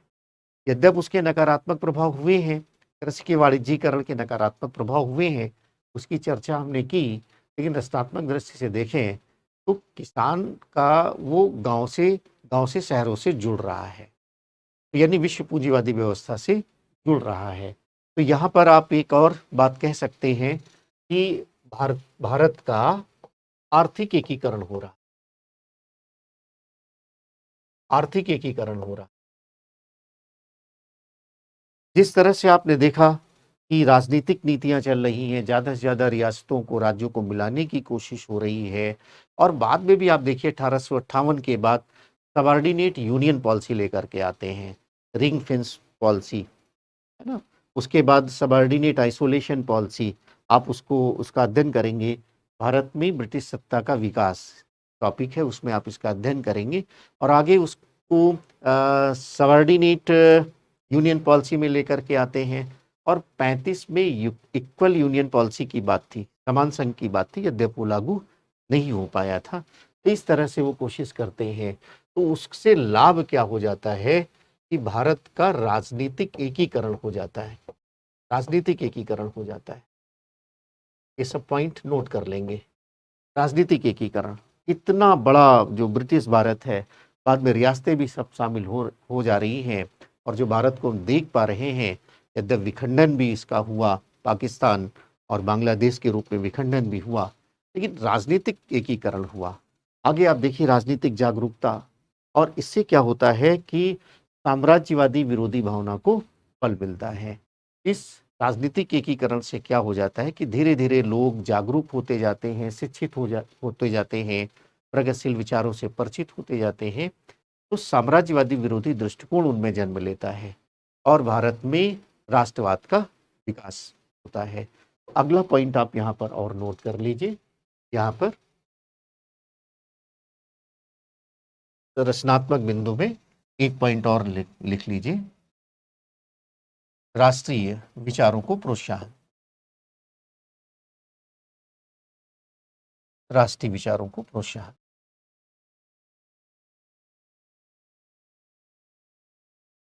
एक पॉइंट और भी आप लिखेंगे कि अनेक गवर्नर जनरल ने, वायसराय ने कुछ ऐसे भी काम किए हैं, सामाजिक सुधारों की दिशा में बड़े ठोस कदम भी थे। तो यहाँ पर आप लिख लीजिए कि शिक्षा एवं सामाजिक सुधारों की दृष्टि से, सामाजिक सुधारों की दृष्टि से महत्वपूर्ण ठोस प्रकार के कदम उठाए जाते हैं। तो इस तरह से आपने देखा कि इसके रचनात्मक प्रभाव बहुत महत्वपूर्ण है। सारे पॉइंट को, एक एक पॉइंट को आप नोट कर लीजिएगा। तो इस क्लास में हम लोगों ने भारत में आर्थिक शोषण कैसे किया है आरंभ से अंग्रेजों ने, उसकी हमने बात की है। कैसे शोषण करने के तरीके बदले हैं, उन पर बातचीत की है। यानी हम लोगों ने उपनिवेशवाद को समझ लिया है और उसकी तुलना हमने साम्राज्यवाद से किया है, और कैसे उपनिवेशवाद के चरण है उस पर हम लोगों ने विस्तार से बातचीत की है। और सबसे बाद में हम लोगों ने चर्चा किया है इस उपनिवेशवाद के क्या प्रभाव हुए हैं। दोनों आयामों की चर्चा की, दोनों पहलुओं की चर्चा की, यानी नकारात्मक प्रभावों की और सकारात्मक प्रभाव दोनों की।